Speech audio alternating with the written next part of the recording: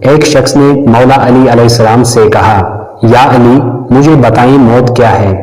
مولا علی علیہ السلام نے فرمایا، اگر میں تجھے حقیقت بتاؤں موت کیا ہے تو تم یقین نہیں کرو گے۔ اس شخص نے کہا، آپ بتائیں میں یقین ضرور کروں گا۔ مولا علی علیہ السلام نے فرمایا، سنو موت زندگی ہے۔ یہ بات سن کر وہ شخص خاموش ہو گیا۔ پھر اس نے کہا، یہ کیسے ہو سکتا ہے انسان کی موت انسان کی زندگی ہو؟ مولا علی علیہ السلام نے فرمایا، اچھا مجھے بتاؤ جب تم پیدا ہوئے تھے کس حال میں تھے؟ اس شخص نے کہا، میں تو کیا، ہر انسان جب پیدا ہوتا ہے رو رہا ہوتا ہے۔ مولا علی علیہ السلام نے فرمایا، وہ رو رہا اس لیے ہوتا ہے کیونکہ جب وہ اپنی ماں کے پیٹ میں ہوتا ہے اس کو لگتا ہے وہی اس کی زندگی ہے، اور جب وہ دنیا میں آتا ہے تو اسے لگتا ہے جیسے اس کی موت ہونے لگی ہے، اس لیے وہ روتا ہے۔ اور جب انسان دنیا سے جاتا ہے تو لوگ روتے ہیں کہ اس کی موت ہو گئی ہے، حقیقت میں وہ اپنی اصل زندگی کی طرف جا رہا ہوتا ہے۔ پیارے دوستو، خواب دیکھنے کے بعد کیا کریں؟ نیک خواب دیکھنے کے بعد یہ 3 کام ضرور کریں۔ نمبر 1، اس خواب پر اللہ تعالیٰ کی حمد و ثنا بیان کریں۔ نمبر 2، اس خواب کی خوشخبری اپنوں کو سنائیں۔ نمبر 3، ایسے خواب صرف اس شخص کے سامنے بیان کریں جس سے آپ محبت کرتے ہوں اور اپنے لیے مخلص سمجھتے ہوں۔ برے اور شیطانی خواب دیکھنے کے بعد کیا کریں؟ دوستو، جب بھی آپ شیطانی خواب دیکھیں تو یہ 6 کام کرنا بالکل نہ بھولیں۔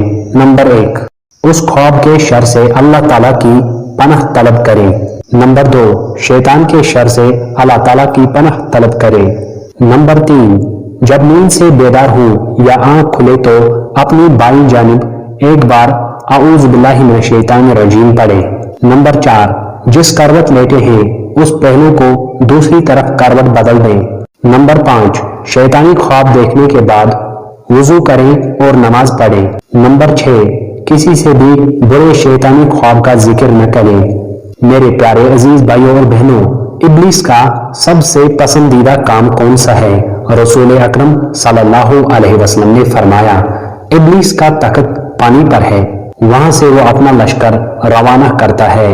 اس کے نزدیک سب سے زیادہ پسندیدہ شیطان وہ ہوتا ہے جو سب سے زیادہ لوگوں کو فتنے میں ڈالتا ہے۔ اس کے لشکر میں سے ایک آ کر کہتا ہے، میں نے ایسا ایسا کیا ہے۔ وہ سردار کہتا ہے، تم نے کچھ بھی نہیں کیا۔ پھر ان میں سے ایک آ کر کہتا ہے، میں نے ایک میاں بیوی کے درمیان جھگڑا کروا دیا ہے۔ وہ اس کو اپنے قریب کر کے کہتا ہے، ہاں تم نے بہت اچھا کام کیا ہے، اور اس کو گلے لگا لیتا ہے۔ میاں بیوی میں اختلاف پیدا کرنا شیطان کے نزدیک سب سے بہترین کام ہے۔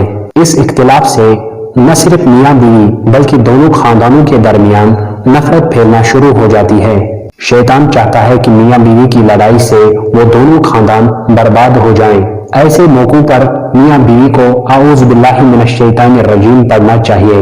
اللہ تعالیٰ ہم سب کو شیطان کے نقصان سے بچائے، آمین۔ میرے عزیز بھائیوں اور بہنوں، اگر آپ رسول اللہ صلی اللہ علیہ وسلم سے پیار کرتے ہیں تو ہمارا چینل ضرور سبسکرائب کریں تاکہ آپ تک اسلام کا علم پہنچتا رہے۔ جزاک اللہ۔